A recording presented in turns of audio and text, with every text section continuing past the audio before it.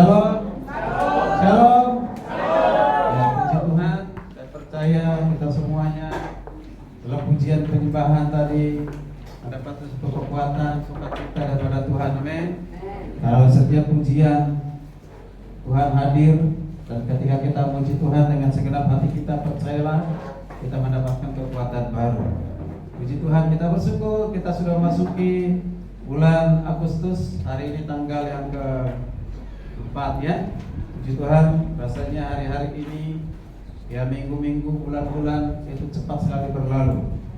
Tidak lama lagi kita akan merayakan juga Natal ya. Beberapa bulan ke depan, itu semua karena anugerah Tuhan. Karena itu mari kita jangan sampai melewati hari-hari kita dengan ya tidak ada manfaatnya, tidak ada artinya bagi orang lain. Kita harus hadir dimanapun kita berada. Kehadiran kita harus menjadi berkat. Amin. Baik dengan perkataan kita, perbuatan kita, dan juga setiap tindakan yang kita lakukan. Hari ini kita kembali bersama-sama baca firman Tuhan untuk meneruskan khotbah berseri yang sebelumnya di kitab Roma pasal 12 ayat 1 sampai 2. Kalau tidak salah Ibu Rosiana yang sudah menyampaikan ya. Nah, akan kita lanjutkan ayat yang ketiga sampai ke-8, sampai sebenarnya sampai ke-10, tapi saya akan mengusahakan hanya sampai ke-8 saja. Hari ini ada perjamuan kudus, jadi berupaya untuk menyampaikan firman Tuhan ya, tidak secepat mungkin tetapi sedini mungkin ya, supaya jangan terlalu lama ya, karena hari juga ada kita fellowship. Bapak Ibu, mari kita berikan perhatian pikiran kita untuk mendengarkan firman Tuhan dari kitab Roma pasal 12. Pasal 12 ayat 3 sampai 8 saja, lalu sampai ke 10. Tetap kita mulai baca dari ayat 1 dan 2. Karena ada hubungannya ayat 1 dan 2 kepada dengan ayat-ayat yang lainnya. Itu dalam konteks yang sama. Baik, saya akan membaca ayat yang pertama, Bapak Ibu baca kedua, sampai nanti ayat 8 kita baca secara bersama-sama. Saya baca mulai dari pasal 12 ayat 1. Demikian firman Tuhan dengan perikop persembahan yang benar. Karena itu saudara-saudara, oleh kemurahan Allah, aku menasihatkan kamu supaya kamu mempersembahkan tubuhmu sebagai persembahan yang hidup, yang kudus, dan yang berkenan kepada Allah. Itulah ibadahmu yang sejati.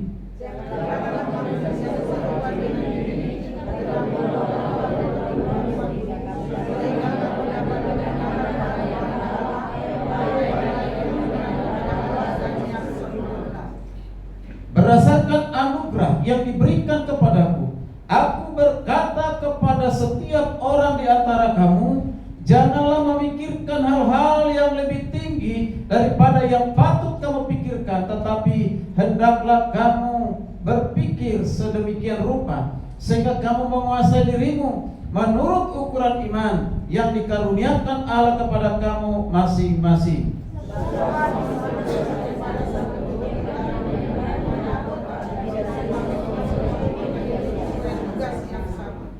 Demikian juga kita, walaupun banyak, adalah satu tubuh di dalam Kristus, tetapi kita masing-masing adalah anggota yang seorang terhadap yang lain.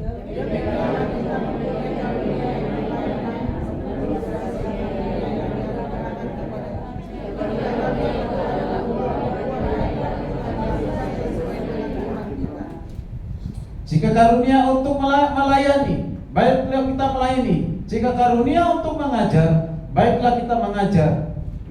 Bersama-sama ayat 8. Jika karunia mau menasihati,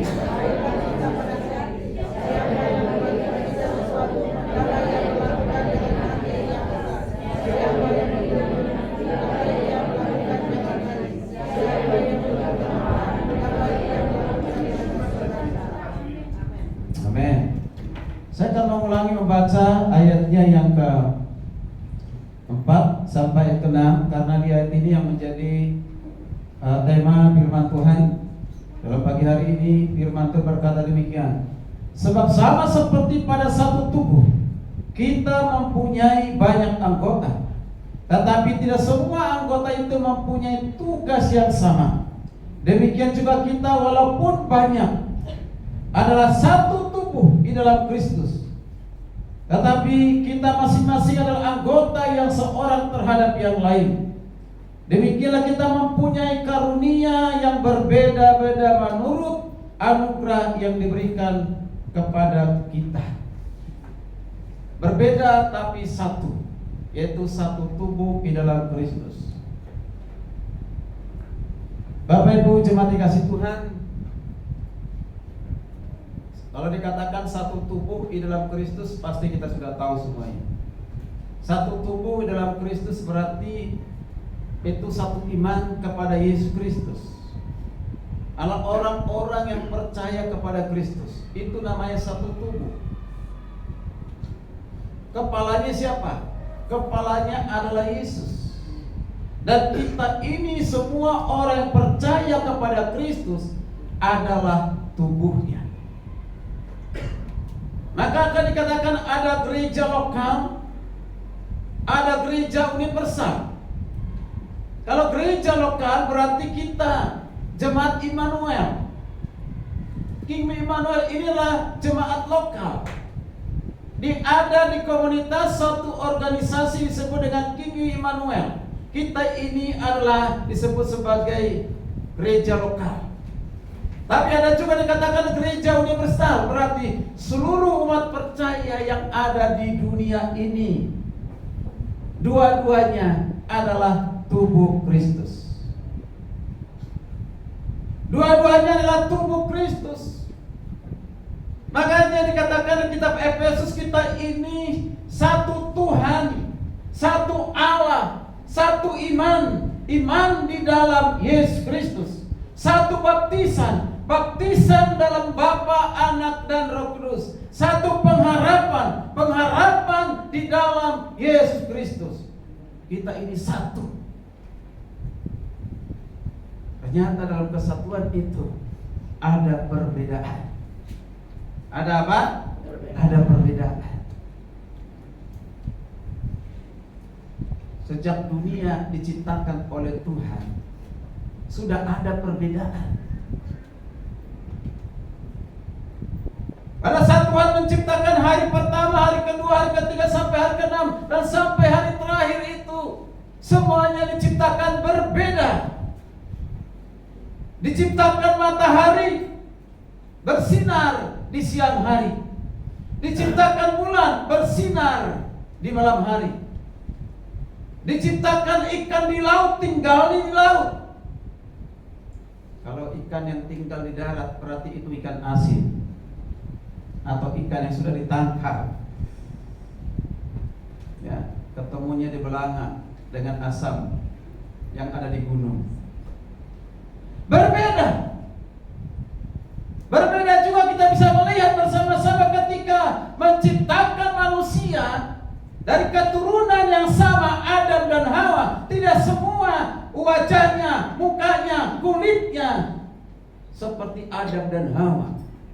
Bahkan pastor tubuhnya pun berbeda. Kemarin baru mau hubungi Ibu Weni supaya nyanyikan hitam dan putih. Ternyata Roh Allah mendahului untuk mengatakan itu, sehingga hari ini lagu itu dinyanyikan. Amin. Baru mau hubungi tapi saya lupa. Nanti tolong nyanyi, siapkan lagu itu, hitam maupun putih, mata sipit, mata bulat. Siapa di sini yang mata sipit? Ada? Ya. Rata-rata mata bulat, tapi tidak ada mata belok. Ya. Berbeda. Ada yang hitam, ada yang putih, ada yang tinggi, ada yang pendek. Semuanya berbeda. Kadang-kadang rambutnya ada yang keriting, ada yang lurus. Ya, ada yang rambut pendek itu karena dipotong. Dan semua orang pinginnya tampil beda. Ada tampil beda, sesuatu yang dibuat oleh manusia, tetapi ada beda yang tidak bisa diubah oleh manusia. Kalau saya lahir sebagai orang Batak, saya nggak bisa ubah saya menjadi orang Jawa. Sekalipun istri saya orang Jawa. Kalau seorang menjadi orang Ambon atau apapun, tidak bisa diubah menjadi orang Batak. Jangan pernah menyesal ketika kita dilahirkan dengan di suku kita. Ada orang mengatakan, kenapa ya tidak saya diciptakan lahir di Jawa? Barangkali kalau saya orang Jawa bisa jadi presiden. Karena dari turun temurun katanya presiden itu orang Jawa. Apa yang kasih Tuhan? Apapun keberadaan kita, kita berbeda dengan orang lain. Kita harus menerimanya. Amin. Jangan suka membanding-bandingkan keadaanmu dengan orang lain. Syukuri apa yang ada. Nah, hari kita ada bersama-sama di dalam tubuh Kristus itu dikatakan ada perbedaan. Satu tubuh tapi banyak anggota. Seringkali di tubuh Kristus itu, sekalipun dia sudah berdoa supaya mereka menjadi satu, tapi seringkali yang kita temukan perpecahan. Sepertinya sulit untuk mewujudkan kesatuan.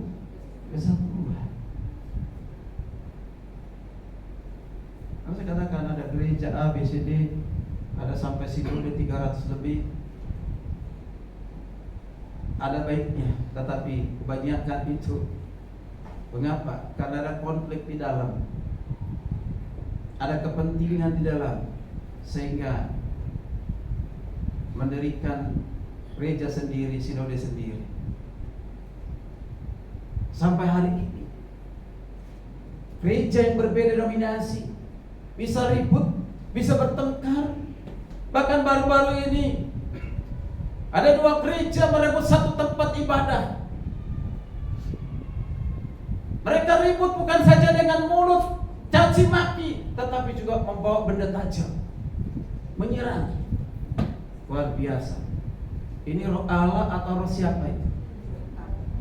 Bahkan roh Allah tidak perlu bawa pedang, cukup pedang bermata 2, yaitu apa? Firman. Bapak Ibu kasih Tuhan, seringkali karena perbedaan itu, ketidakseragaman itu, keanekaragaman itu menjadi konflik, pemicu konflik, bahkan memecahkan suatu persatuan satu sama yang lain. Mengapa demikian? Itulah sebabnya hari ini Paulus menyerukan kepada jemaat di Roma, menyerukan kepada kita semua, bagaimana kita bisa memiliki hubungan yang baik dengan Tuhan. Di ayat 1 dan 2 yang sudah dikotbahkan oleh Rosiana, sekalipun saya tidak dengar, tapi ini berbicara tentang hubungan vertikal, yaitu mempersembahkan tubuh kita, mempersembahkan seluruh hidup kita menjadi persembahan yang hidup, persembahan kita menjadi persembahan ibadah yang sejati, itu berhubungan dengan Tuhan. Ternyata Paulus bukan hanya berbicara bagaimana hubungan kita yang hubungan dengan Tuhan, hubungan yang baik dengan Tuhan, yang menunjukkan bahwa kita ini orang Kristen yang telah menyerahkan tubuh kita menjadi ibadah yang sejati, ibadah yang hidup, tapi dilihat juga dari kehidupan kita dengan sesama. Maka ayat ketiga dan 8 ini, bahkan ayat 10, itu hubungan kita dengan sesama jemaat. Bagaimana hubungan saudara, hubungan kita sesama jemaat, belum di luar jemaat. Nanti akan berbicara di luar jemaat setelah ayat 11 dan seterusnya. Itu baru berbicara di luar jemaat.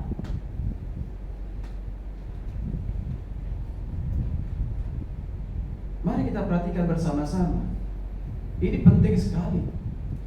Paulus mengatakan begini, kalau kau sudah mempersembahkan tubuhmu, seluruh hidupmu menjadi ibadah yang hidup, ibadah yang sejati kepada Tuhan, persembahan sejati kepada Tuhan, itu tunjukkan juga dengan hubunganmu dengan sesama jemaatmu, atau sesama dengan orang percaya.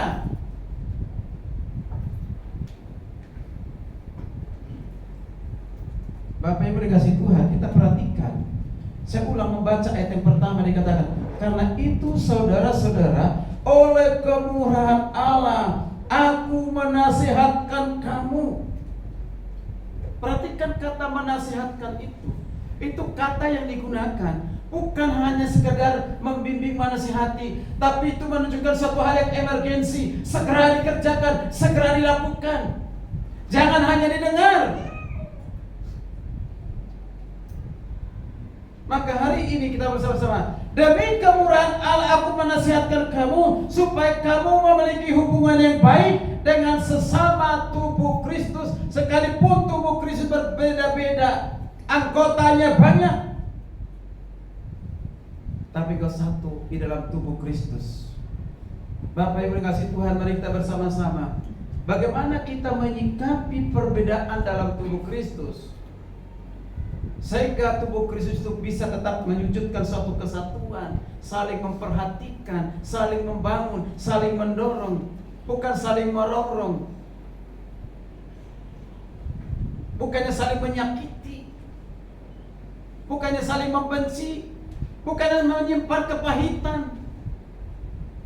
satu sama lain, sulit untuk mengampuni pada salah satu gereja.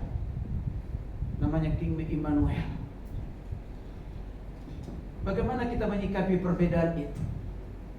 Karena kita di sini berbeda, bukan hanya berbeda suku, berbeda karakter, berbeda pendidikan, berbeda kebiasaan, banyak perbedaan. Seringkali perbedaan itu kita tidak terima, lalu kita menjadi batu sandungan.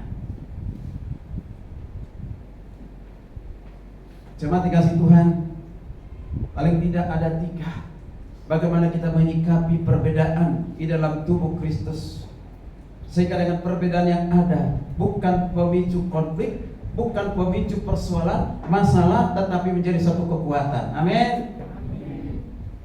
Menjadi satu kekuatan di dalam membangun tubuh Kristus. Itu tergantung ada pada kita bagaimana sikap saudara sebagai tubuh Kristus.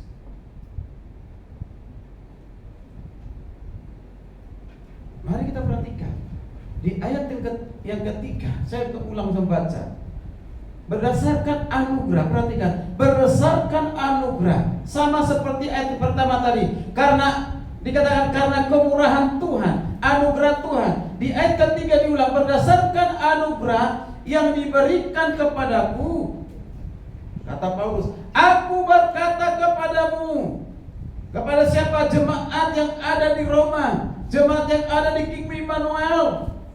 Setiap orang di antara kamu, jangan memikirkan hal-hal yang lebih tinggi daripada yang patut kau pikirkan, tetapi hendaklah kamu berpikir demikian rupa, sehingga kamu menguasai dirimu menurut ukuran iman yang dikaruniakan Allah kepada kamu masing-masing. Semasa apa yang dimaksudkan oleh Rasul Paulus dari ayat ini? Sederhana. Paulus mengatakan, hai engkau jemaat di Roma, ingat, engkau diselamatkan karena kemurahan Allah. Jangan ada engkau yang membenarkan diri. Di pasal 1 ayat 1 sampai 11, pasal 1 sampai pasal 11 itu berbicara tentang doktrin, itu berbicara tentang dosa, berbicara tentang keselamatan, berbicara tentang iman, berbicara tentang hukum Taurat yang tidak dapat menyelamatkan, bukan karena perbuatan manusia, bukan karena melakukan hukum Taurat. Maka diingatkan, jangan engkau membenarkan dirimu. Engkau memperoleh keselamatan, engkau ditebus dari dosa itu karena kemurahan Allah. Karena itu jangan engkau sombong, jangan engkau tinggi hati. Jadi Paulus mengingatkan jemaat di Roma, jangan engkau tinggi hati. Ingat apa yang sudah diajarkan pasal 1 sampai pasal 11. Ingat itu semua karena kemurahan Allah. Jangan ada yang membenarkan diri. Jangan memikirkan hal di luar itu. Berpikirlah dengan wajar. Jangan sikap berlebihan.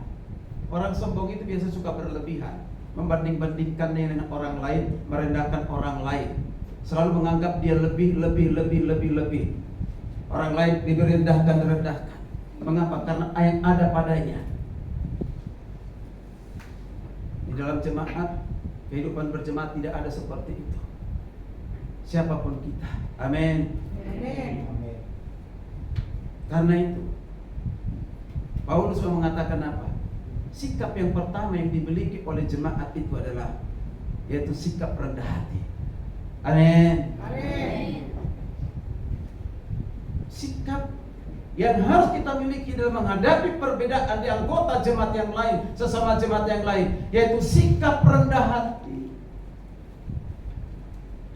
Siapapun kita, apapun keadaan kita, apapun yang kita miliki, jangan sampai itu membuat kita menjadi sombong tapi tetap rendah hati. Semua karena kemurahan Tuhan. Kita masih bisa bernapas sampai hari ini, itu karena Tuhan yang memberikan napas kehidupan. Amin. Bapak Ibu yang kasih Tuhan, saya masih bersyukur. Sampai hari ini Tuhan memberikan bukan saja napas kehidupan, tapi kesempatan untuk melayani. Maka setiap kesempatan itu yang ada dalam pikiranku, apa yang harus saya kerjakan, apa yang saya lakukan, tidak pernah dia berpikir untuk melakukan sesuatu selagi masih ada kesempatan. Kalaupun kadang-kala tubuh ini tidak siap, tapi bukan dipaksa, tetapi harus kerjakan, harus lakukan. Mari sebenarnya saya menghubungi antara Pak Ilan dengan Pak Yopi untuk menggantikan hari ini menyampaikan firman Tuhan. Mengapa sudah 3 hari diare, gak berhenti sampai tadi pagi juga begitu, lemas sekali. Hari-hari saya berdoa kepada Tuhan, Tuhan jangan sampai pada saat saya khotbah izin dulu kepada jemaat mau ke belakang. Bentar ya, mau ke belakang dulu. Tapi puji Tuhan masih aman sampai hari ini. Amin. Tapi kalau saya mengikuti keinginan daging, kondisi saya lebih baik saya tidur istirahat. Seringkali kita hanya dengan sakit kepala saja, kita udah malas datang beribadah, tidak mau beribadah. Bapak Ibu kasih Tuhan, bersama dengan Pak Paulus di Mentawai beberapa hampir 1 minggu di sana, Bapak Ibu. Ada kondisi-kondisi di mana sebenarnya secara tubuh saya tidak siap untuk menerimanya. Bahkan secara posisi saya belajar dikembalikan seperti masa SMA dulu. Terima atau tidak? Mengapa saya katakan demikian? Saat-saat seperti itu diuji kerendahan hati kita, supaya kita bisa diterima oleh orang lain. Saya belajar melawan. Saya ini kan rektor, saya ini kan ketua yang layak dihargai, diberikan tempat yang layak, tempat yang lebih baik dan yang lain sebagainya. Saya diibadahkan, saya bilang, Pak Paulus, tolong cari mobil untuk kita sewa selama kita ada di sini. Kira-kira berapa satu hari? Nanti kalau nggak ada supir, saya sendiri yang bawa, supaya kita lebih nyaman. Cari-cari, ternyata tidak ada mobil yang seperti segampang di Jakarta ini. Lalu ketika seorang mendengar, memang mungkin apakah dia tersinggung atau tidak, saya tidak tahu. Mobil angkot itu berapa kali mogok. Maksud saya jangan pakai itu lagi, pakai yang lain. Yang punya, kenapa harus sewa mobil? Ini akan saya perbaiki. Terima kasih Tuhan. Akhirnya kita pakailah mobil itu. Tapi aneh, mengapa setiap Pak Paulus depan mobil itu semakin sering mogok? Apakah karena Pak Paulus praposolnya? Tapi kalau saya yang duduk di depan, aman lancar kemana-mana. Terakhir mau pulang, mau ke pelabuhan, itu mobilnya mau kepada Senanja. Tapi setelah beliau turun suruh jalan kaki, mobil itu hidup kembali.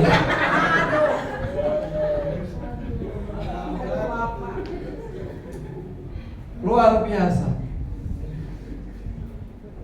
Hal yang begitu dipuji, sebenarnya dipuji hati hamba itu Bapak Ibu luar biasa.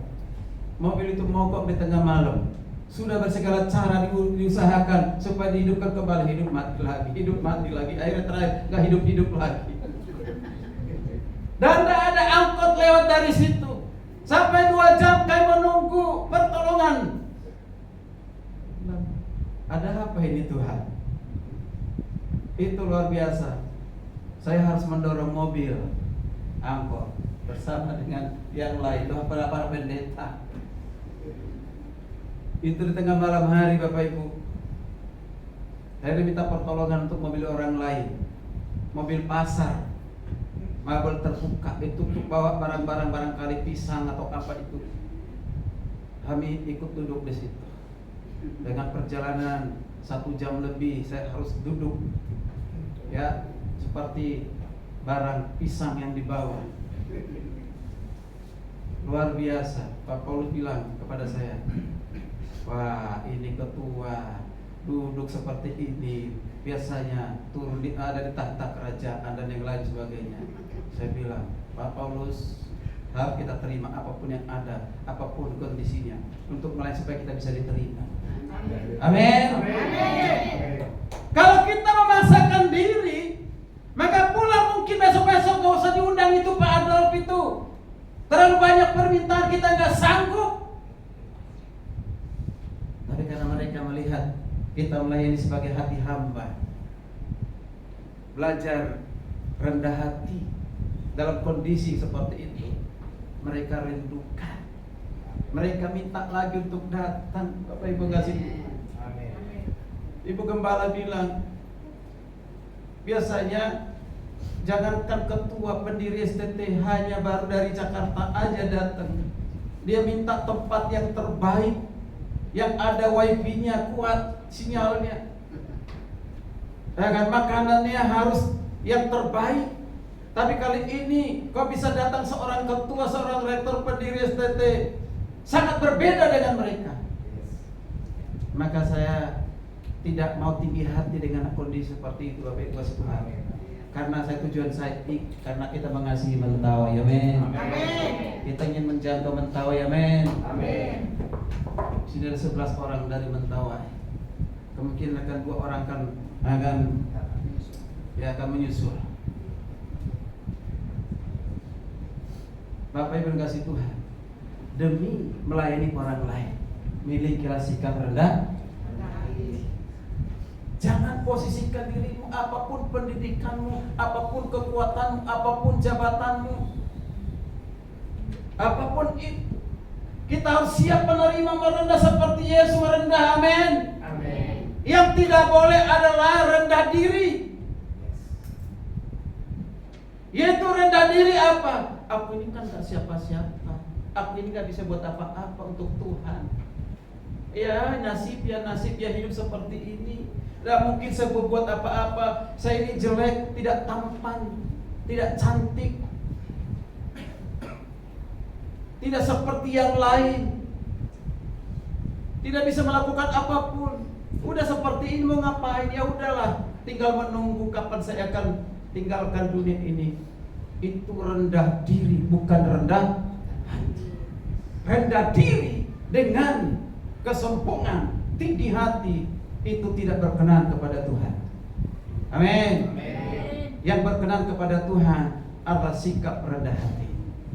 Sikap rendah hati itu karena melihat kehidupan kita ini semua karena kemurahan Allah. Aku diangkat menjadi anaknya, aku diangkat menjadi miliknya, aku ditebus dari segala kejahatan, yaitu dosa, semua karena kemurahan Tuhan. Tidak satu pun karena aku layak memenuhi syarat untuk itu. Itulah orang rendah hati. Amin. Tapi kalau saya sudah hitung-hitungan dengan pengorbanan, pemberian saudara, hati-hati, itu sangat mendekati dengan kesombongan. Itu sikap yang pertama, yaitu sikap rendah hati. Berlakulah rendah hati, kerjakan semua sesuai dengan iman yang dikaruniakan kepada kita. Kerjakan semuanya sesuai dengan karunia rohani yang diberikan kepada kita. Jangan lebih dari situ. Yang kedua, di ayat 4 dan 6. Saya ulang membaca 4 dan 6, dikatakan demikian. Sebab sama seperti pada satu tubuh, kita mempunyai banyak anggota, tetapi tidak semua anggota itu mempunyai tugas yang sama. Perhatikan di sini. Sebelum melanjutkan ayat yang berikutnya, kelima. Paulus ini memberikan gambaran tentang tubuh, yaitu tubuh manusia. Satu tubuh, tapi banyak anggota. Ada telinga, ada mata, ada tangan, ada kaki, ada yang lain. Coba perhatikan, ketika Tuhan menciptakan manusia segambar serupa dengannya, sempurna ciptaan itu. Mata di tempat yang tepat. Coba kalau mata ditaruh di jidat, kira-kira apa yang terjadi? Atau mata di belakang kepala, ya kan? Berarti jalannya mundur.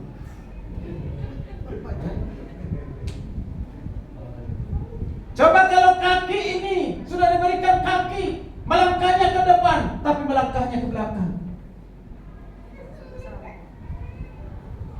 Telinga ada dua, mata ada dua. Itu bukan satu kebetulan, tapi rancangan yang sempurna dari Tuhan. Mulut ada satu. Coba mulut ada tiga, satu di sini, satu di sini, satu di sini. Bukan hanya jelek, barangkali dia akan ngomong terus. Yang satu ini belum selesai ngomong, yang lain ngomong lagi. Hei, berhenti, kamu jangan ngomong, ini dulu yang ngomong. Saya bayangkan kalau itu sampai 3 mulut, ini mungkin rebutan untuk bicara. Ya? Mata kalau terlalu banyak, 2 saja nggak bisa dijaga, apalagi banyak. Kan liar itu mata, ya kan? Nah, mereka perhatikan bersama-sama. Paulus mengatakan satu tubuh banyak anggota. Mata tidak boleh berkata kepada tangan, aku tidak butuh engkau. Mata tidak bisa berkata kepada kaki, aku tidak butuh engkau. Tangan juga bisa tidak berkata kepada mata, mata, aku tidak butuh engkau. Kaki pun tidak bisa berkata, mata, aku tidak butuh engkau. Tidak ada seperti itu. Dengan mata kita bisa berpegang. Dengan mata kita bisa berjalan, kita bisa melangkah. Saling membutuhkan satu sama lain. Dan kita jaga, kita pelihara. Bahkan alis mata yang diberikan oleh Tuhan pun kita suka ubah supaya lebih baik. Alis matanya yang sudah habis, ya, ditambah dengan alis mata yang apa? Buatan. Supaya tetap cantik. Silakan, tidak apa-apa. Artinya apa? Penampilan pun kita butuhkan. Nah, hari ini kita bersama-sama Paulus mengatakan di sini, Bapak yang kasih Tuhan, di ayat kelima, demikian juga kita, walaupun banyak itu suku yang berbeda, bangsa yang berbeda, pendidikan yang berbeda, karakter yang berbeda, talenta yang berbeda, karunia yang berbeda, semuanya banyak perbedaan. Tapi satu hal yang harus kita pahami, adalah satu tubuh di dalam Kristus. Amin. Amin. Tetapi kita masing-masing adalah anggota seorang terhadap yang lain. Demikian kita mempunyai karunia yang berbeda-beda menurut anugerah yang diberikan kepada kita. Maksudnya apa di sini dari 3 ayat ini? Paulus mengatakan begini, sekalipun berbeda satu sama lain, termasuk di dalam hal karunia atau perbedaan-perbedaan yang lain, ingat engkau satu tubuh. Karena itu, sikap yang kedua yang harus kita miliki adalah sikap yang saling memerlukan, sikap yang saling melayani, sikap yang saling membutuhkan satu sama lain. Tidak akan pernah tercipta satu kesatuan dalam jemaat, pertumbuhan yang besar dalam jemaat, kalau di antara jemaat itu masih ada orang-orang yang menonjol egoismenya, hanya dirinya. yang menempatkan aku layak dihargai, aku layak dihormati, aku layak diperhatikan, aku layak diperhatikan, dijaga perasaan saya. Tapi kita tidak pernah menjaga perasaan orang lain. Kita tidak pernah merasa memerlukan orang lain. Cukup dengan diri kita sendiri. Tidak bisa, Bapak Ibu kasih Tuhan.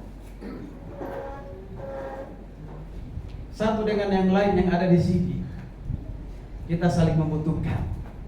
Amin. Amin. Amin. Amin.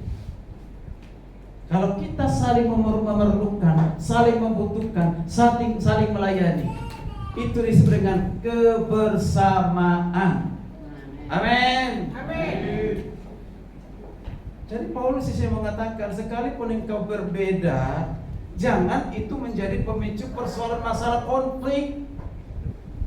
Perbedaan itu terimalah, sesuatu yang menjadi hal yang unik. Jadi jangan pernah kita sikap merasa lebih baik dari yang lain, merasa lebih pintar dari yang lain, merasa lebih berkorban daripada yang lain.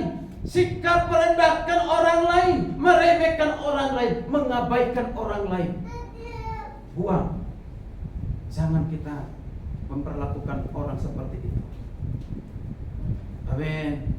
Sadar atau tidak, kita sering kita meremehkan orang lain yang menurut kita mungkin dia lebih junior, kita senior. Mungkin dia pendidikannya rendah, ekonominya, keuangannya, sosialnya kita kurang hargai, Bapak Ibu. Sehingga kita lebih menempatkan diri kita yang posisinya sama dengan kita, setingkat dengan kita, sehakikat dengan kita. Di dalam tubuh Kristus tidak boleh ada demikian. Amin. Apapun kita, kondisi kita, situasi kita, kita sama di mata Tuhan. Amin. Hitam atau putih, mata coklat, ada mata coklat tidak? Ya, mata bulat, mata jepit, mau mata seperti apapun, rambut keriting, rambut lurus, semua sama di mata Tuhan. Amin. Tuhan sayang dengan kita semuanya. Karena Tuhan sayang dengan kita semuanya, maka kita pun harus sayang kepada semuanya. Amin. Karena itu jangan beda-bedakan siapa yang kau layani hari ini. Jangan melayani hanya karena menguntungkan atau tidak, ada balasan atau tidak. Layanilah orang yang tidak mungkin kita harapkan balasan dari dirinya. Itu pelayanan yang luar biasa.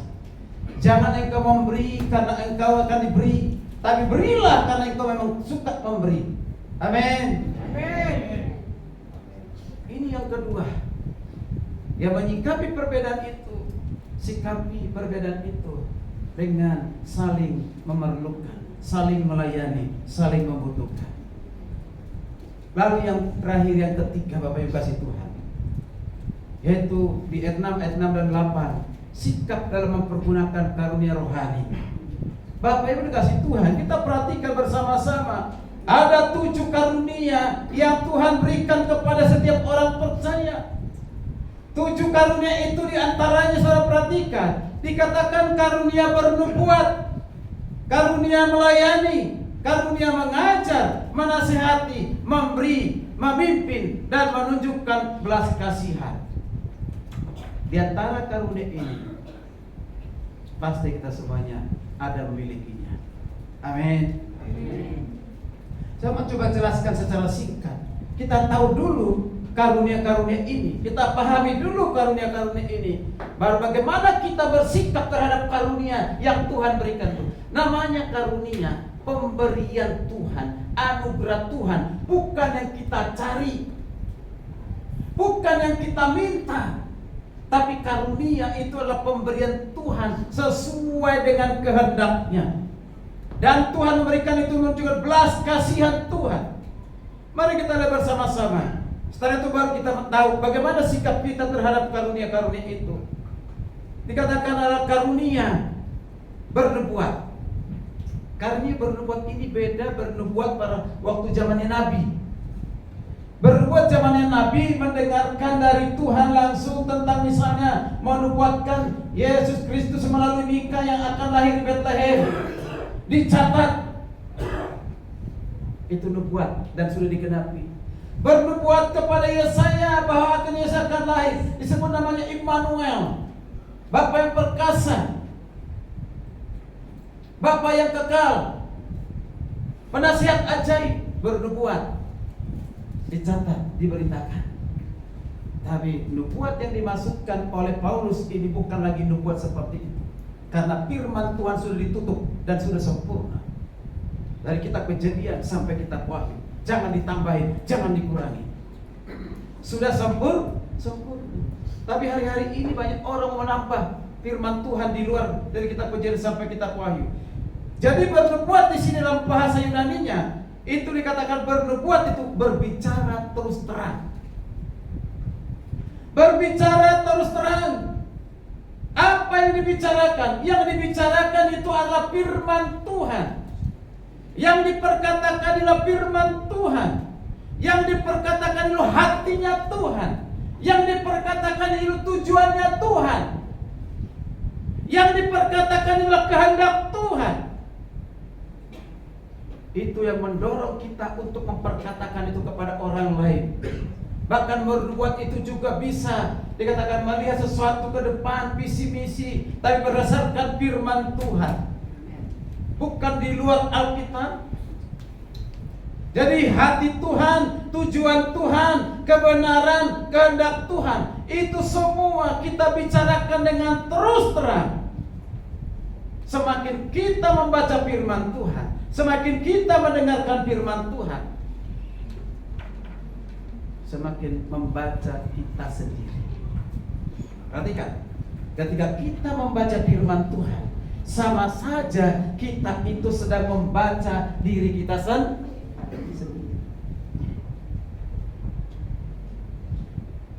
Semakin kita membaca firman Tuhan dengan terus terang, kita baca firman Tuhan, kemungkinan kita semakin diterlanjangi oleh firman Tuhan. Siapa kita sesungguhnya? Karena itu, jangan pernah berhenti membaca firman Tuhan. Jangan pernah berhenti merenungkan firman Tuhan. Jangan pernah berhenti atau bosan mendengarkan firman Tuhan. Bagaimana saudara bisa bernubuat, berbicara terus terang tentang firman Tuhan, kalau saudara sendiri tidak pernah bahkan jarang mendengar firman Tuhan, hanya di hari Minggu? Imanmu tidak akan pernah bertumbuh. Maka kita mudah dikalahkan oleh keadaan kondisi dunia ini. Penting buat kita untuk menghafal firman Tuhan, hafal dan mengerti dan memahami. Saya sangat bersyukur dan senang kepada orang-orang yang terus meresponi firman Tuhan. Ketika saya mengirim renungan, para pendeta yang ada di Mentawai, semenjak saya punya nomor telepon mereka, saya kirim terus renungan firman Tuhan. Sekalipun mereka pendeta, mereka tetap mengucapkan terima kasih, firman Tuhan hari ini sangat memberkati. Mereka bukan doktor, mereka hanya pendeta rata-rata S1, bahkan belum ada S1, tapi rendah hatinya luar biasa.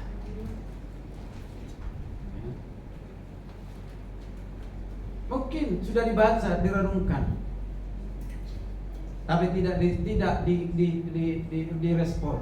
Oh, tidak apa-apa, yang penting dibaca, direnungkan, Bapak Ibu.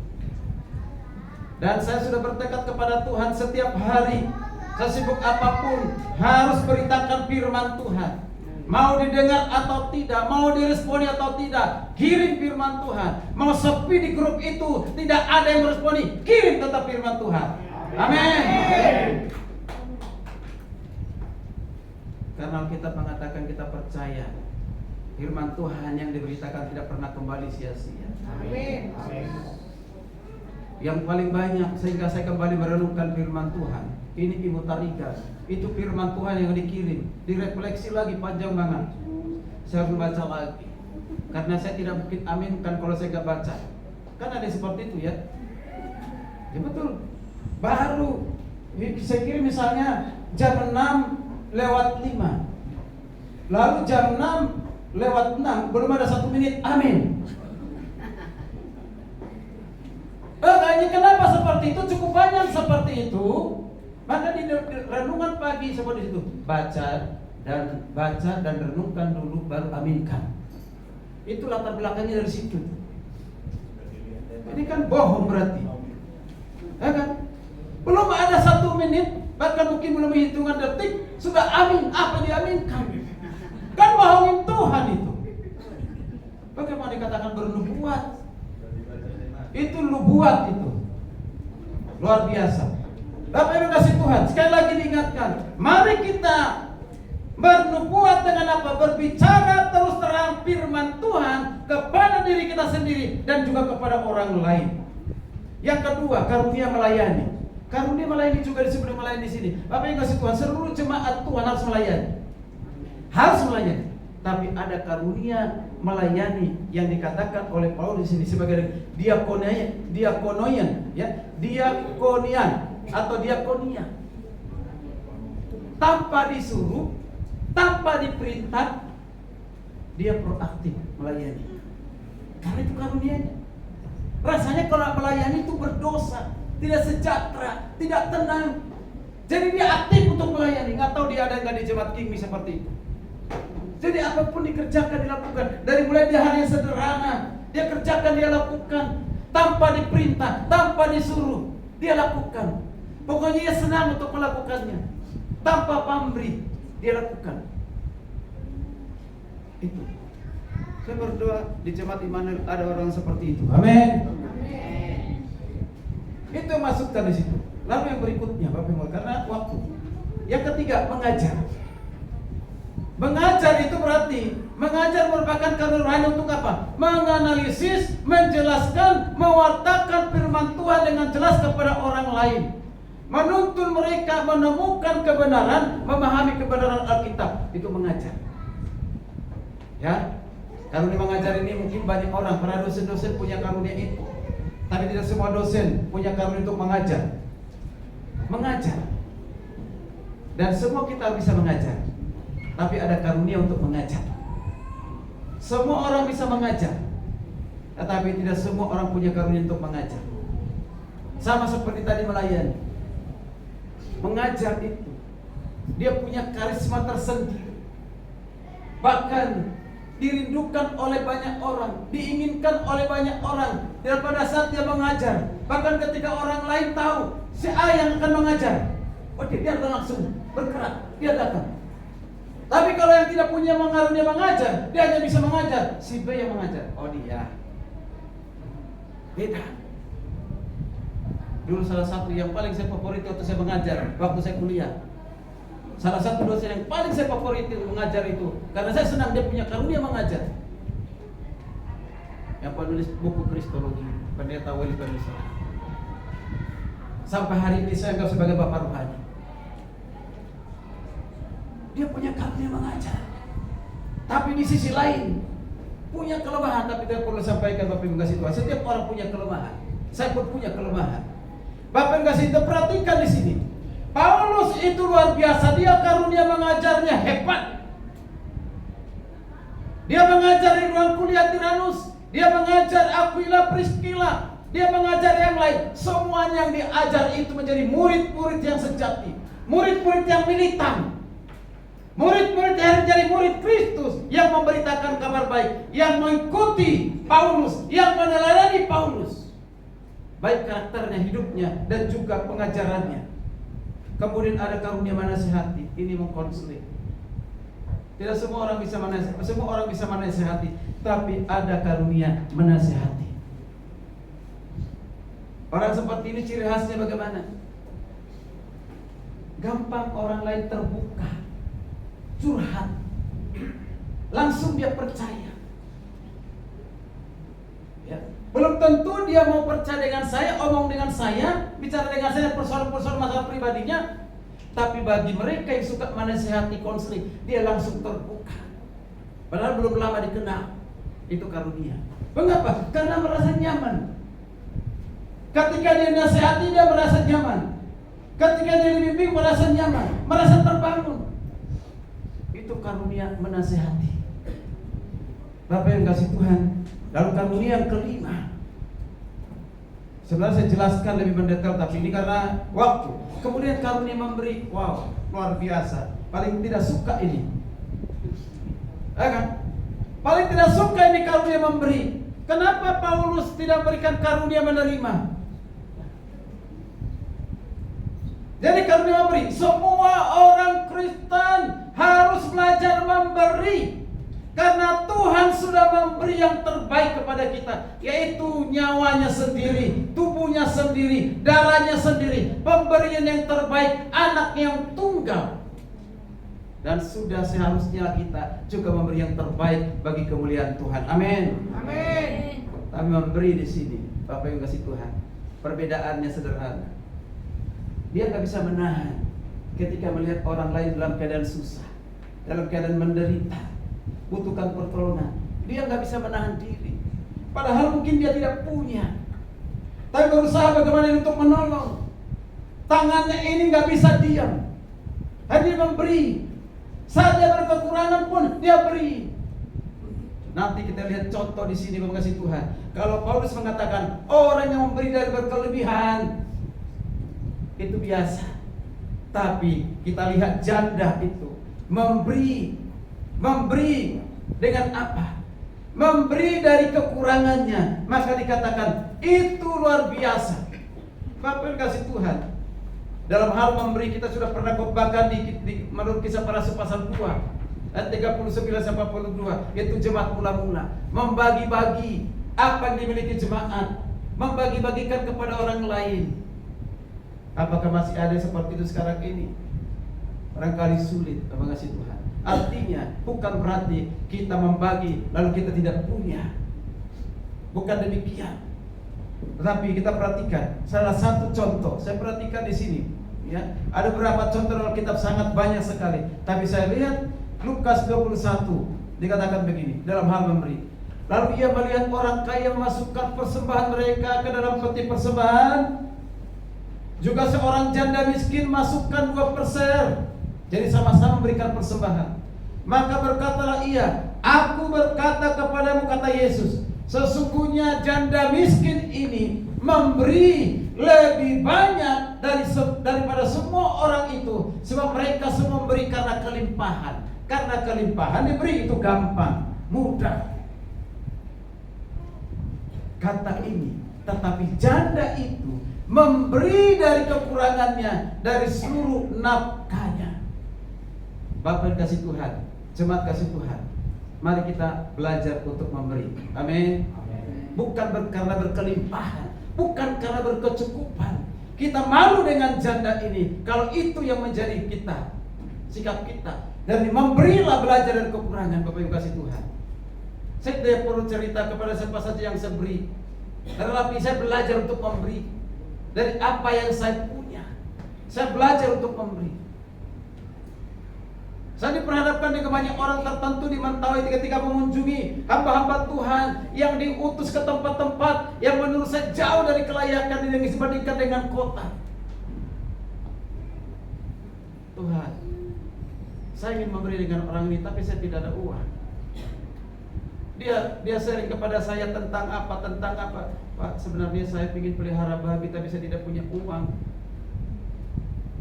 Saya tanya, memang bibit babi itu berapa? Satu ekor 1 juta. Kalau satu pasang 2 juta.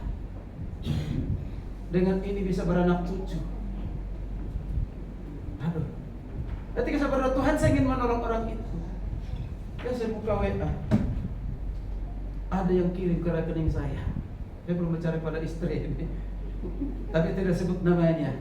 Dikirim seperti yang saya minta. Saya bilang 1 juta Tuhan, hanya 1 juta saja Tuhan. 1 juta itu 1 ekor babi untuk kasih ke hamba Tuhan ini. Betul-betul kejadian. Dikirim 1 juta. Pak Paulus belum tahu itu. Saya bilang, Pak Paulus, jangan dihitung itu untuk perhitungan. Kita punya pengeluaran. Ya Pak Paulus ya. Karena itu pribadi. Ada yang memberikan. Saya tidak ngomong, Pak, ada mau pendeta yang mau memelihara babi. Saya nggak ngomong. Tiba-tiba saya lihat ada 1 juta di BCA saya. Saya ambil langsung, Bapak Ibu kasih Tuhan, saya kirim. Luar biasa. Kalau mengingat kebutuhan kami dengan Pak Paulus di sana, mungkin saya tidak akan memberikan itu. tapi itu kehendak Tuhan untuk dia dapatkan. Saya kasih. Bapak Ibu kasih Tuhan, luar biasa. Kalau kita belajar memberi, bukan karena untuk diberi, tapi karena ketaatan kita. Dan saya percaya banyak cara Tuhan untuk memberkati kita. Amin. Belajarlah untuk memberi. Kemudian memimpin, saya lewatkan dalam hal memimpin. Kemudian karunia menunjukkan belas kasihan. Karunia belas kasihan itu memampukan saudara dan saya melampaui belas kasihan yang ditunjukkan oleh kebanyakan orang. Itu menunjukkan belas kasihan, dikatakan itu orang dalam kesusahan, dia bisa langsung cepat, bukan hanya empati, bukan cepat tapi empati, langsung membuat satu pertolongan, tindakan. Itu namanya menunjukkan belas kasihan, seperti yang dilakukan oleh Tuhan Yesus. Melihat manusia, orang-orang seperti domba yang tidak bergembala, maka dikatakan belas kasihan. Bukan hanya dilihat belas kasihan, tapi Yesus langsung mendatangi mereka, ditolong. Itu punya belas kasihan yang luar biasa, diselamatkan.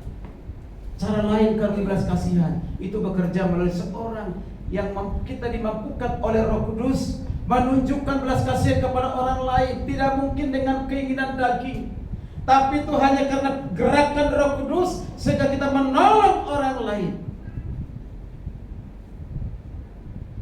Maka hari ini saya mengatakan kepada kita, mengasih Tuhan, semua karunia yang kita miliki itu harus kita lakukan dengan sikap 3 hal. Di ayat 8 sebagai ayat penutup dikatakan, diperhatikan ayat 8. Jika karunia untuk menasihati, baiklah ia menasihati. Siapa yang membagi-bagikan sesuatu, hendaklah ia melakukannya. Perhatikan ini yang pertama, sikap kita terhadap setiap karunia yang kita miliki. Apapun karunia yang kita miliki pada saat ini dari Tuhan, lakukanlah itu dengan hati yang ikhlas.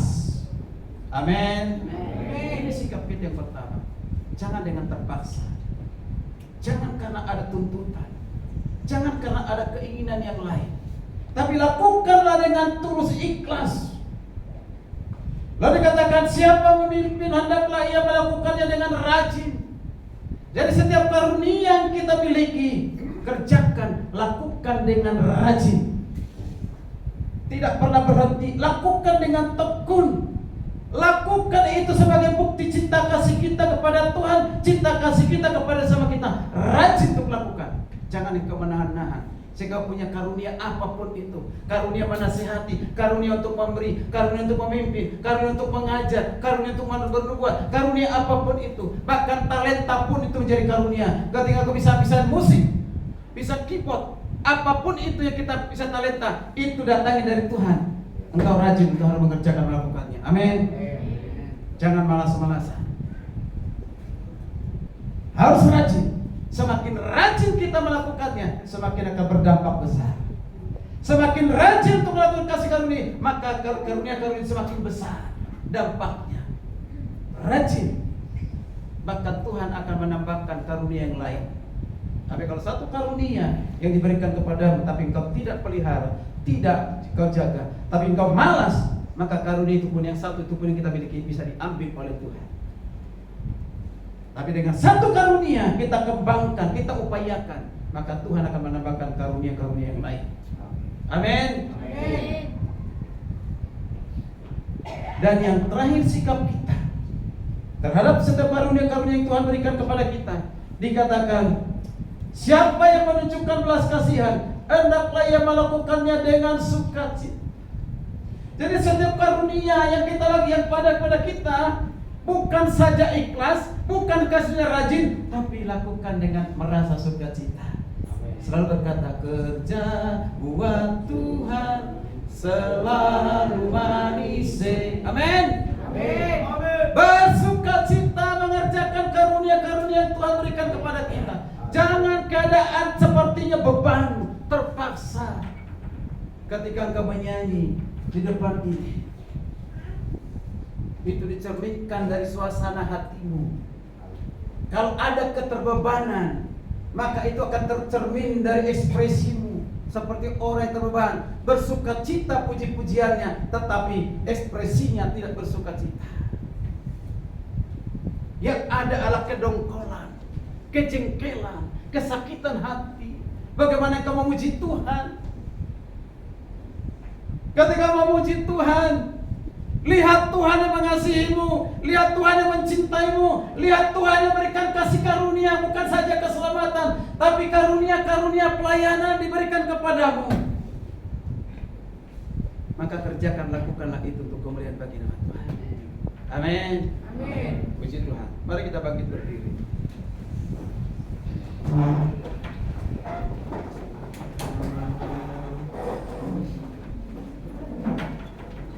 Saya undang pemain musik.